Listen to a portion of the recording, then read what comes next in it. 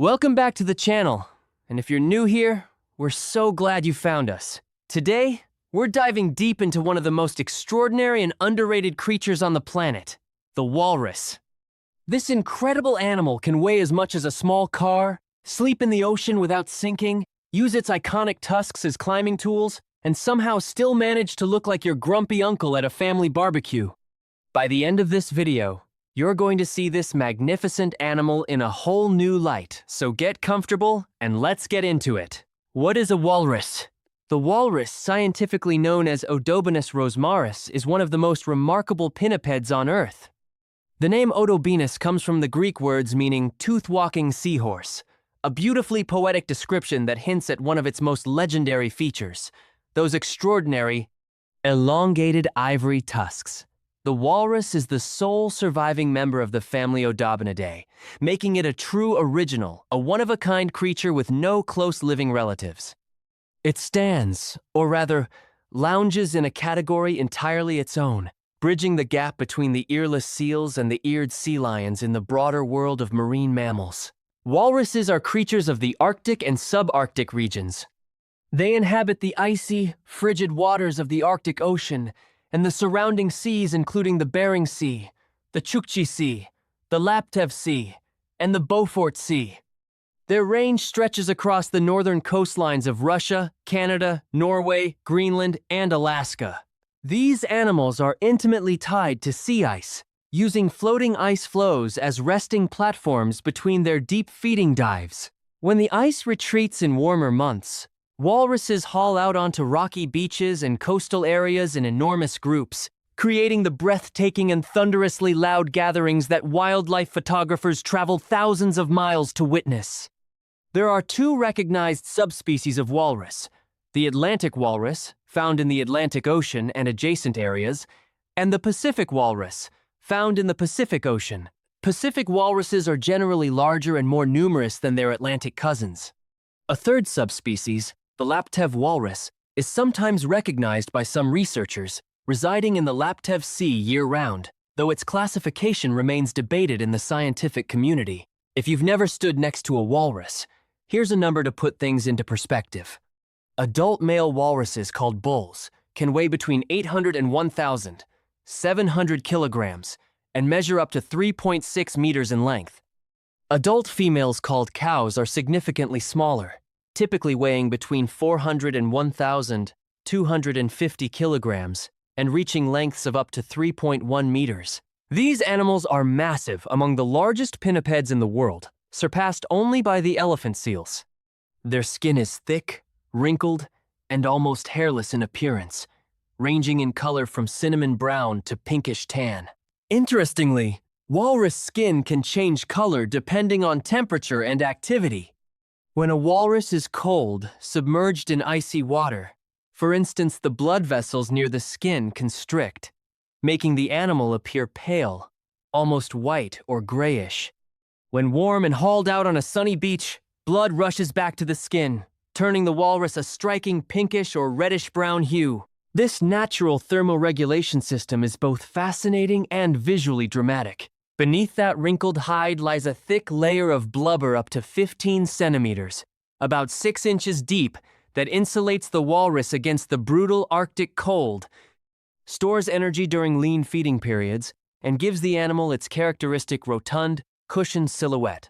Perhaps no feature defines the walrus more immediately than its tusks.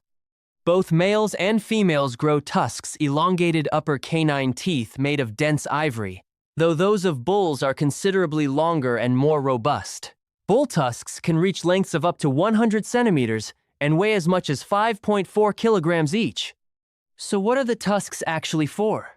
They serve multiple critical purposes. First, and most visually striking, walruses use their tusks to haul themselves out of the water and onto ice floes, literally hooking the tusks over the edge of the ice and using them as anchoring levers to drag their enormous bodies upward. This behavior is precisely what earned them the name tooth-walking seahorse. Second, tusks are dominant social tools. In walrus society, longer tusks signal higher status. Bulls with the longest, most impressive tusks command greater access to prime hauling spots and mating opportunities. Rival bulls frequently engage in tusk-to-tusk sparring to establish dominance hierarchies.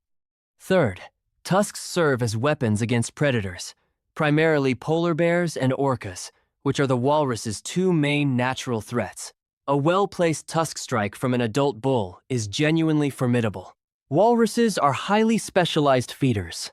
Their primary diet consists of benthic invertebrates, organisms that live on or near the ocean floor, with bivalve mollusks such as clams, mussels, and cockles forming the backbone of their nutrition. A single adult walrus can consume staggering quantities of food. Estimates suggest they eat between 3 and 6% of their body weight per day, which can translate to tens of thousands of individual clams in a single feeding session.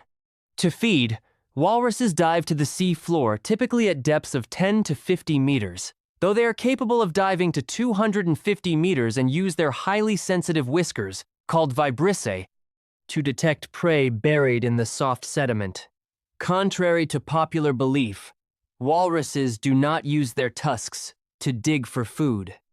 Instead, they use their broad, muscular snouts and powerful jets of water from their mouths to excavate clams from the mud.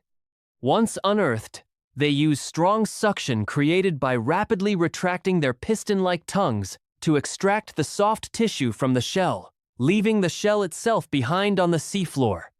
Beyond clams, walruses occasionally consume other invertebrates, including worms, sea cucumbers, shrimp, crabs, and even slow-moving fish.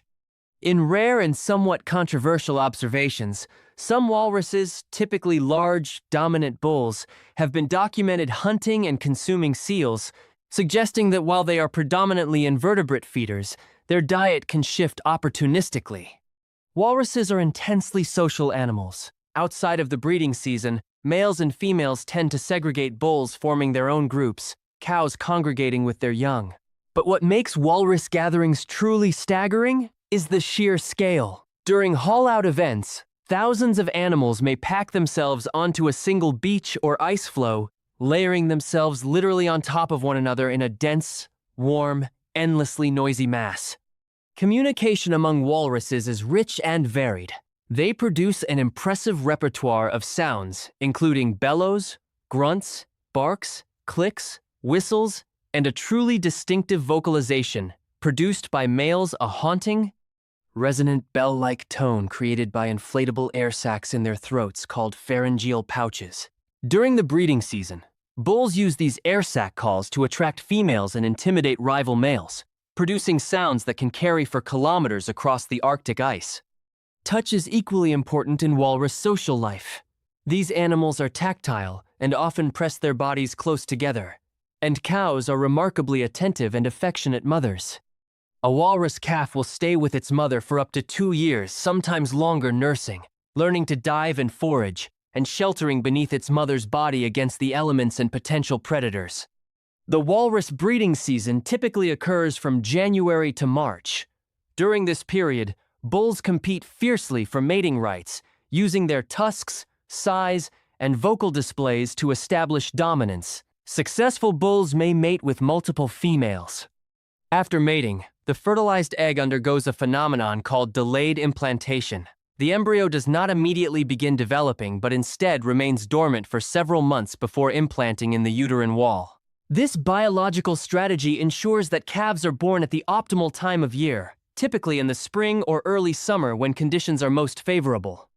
After a gestation period of approximately 15 to 16 months, including the delay, a single calf is born on sea ice or rocky shores.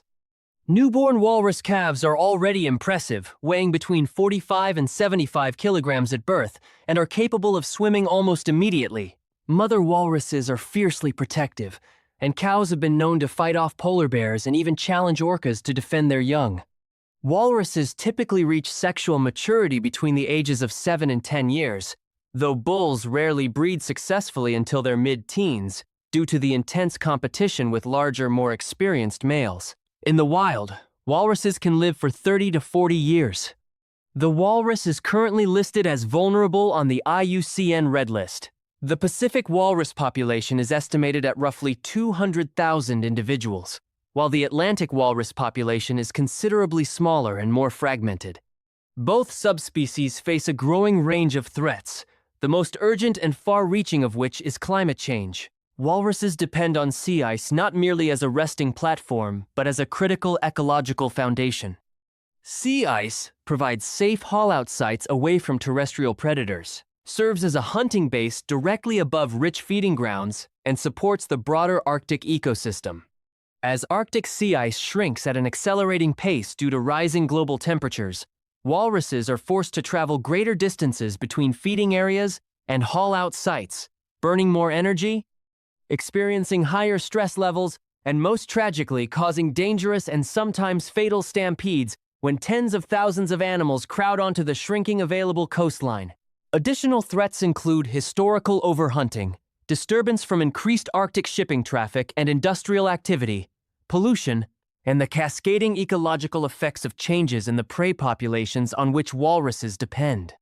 Few animals have captured the human imagination quite like the walrus. Indigenous peoples of the Arctic, including the Inuit, Yupik, and Chukchi, have maintained a profound and deeply respectful relationship with the walrus for thousands of years. Walrus meat, fat, skin, bones, and ivory were essential to survival in some of the harshest environments on Earth, providing food, fuel, building materials, tools, clothing, and boats. The walrus holds an important place in the mythologies, oral traditions, and art forms of these cultures, and sustainable subsistence hunting by indigenous communities continues today as a legally protected and culturally vital practice. In broader popular culture, the walrus has taken on a life of its own, immortalized by Lewis Carroll's The Walrus and the Carpenter, referenced in the Beatles' iconic song, and adopted as a beloved mascot for everything from sports teams to environmental campaigns. Something about those tusks, that mountainous silhouette, and that magnificently expressive face makes the walrus utterly, irresistibly compelling. And that, my friends, is the walrus in all its tusked, blubbery, thunderously loud, and surprisingly tender glory. I hope this video gave you a brand new appreciation for one of the Arctic's most iconic inhabitants and reminded you just how extraordinary the natural world truly is. If you made it to the end, you're an absolute legend, and I see you. I have a quick favor to ask. Please give this video a like. It genuinely helps more people discover this content and only takes a second.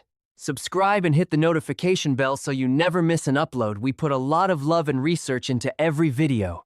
And drop a comment below telling me the most surprising thing you learned about walruses today. Or just say hello. I read every single one. Thank you so much for watching.